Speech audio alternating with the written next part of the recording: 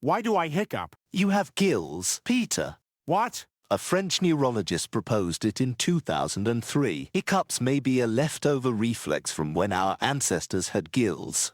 Gills? Tadpoles use the same diaphragm contraction plus glottis snap to push water across their gills. Same neurons, same rhythm. So I'm fishing? You're running an ancient program your nervous system never deleted.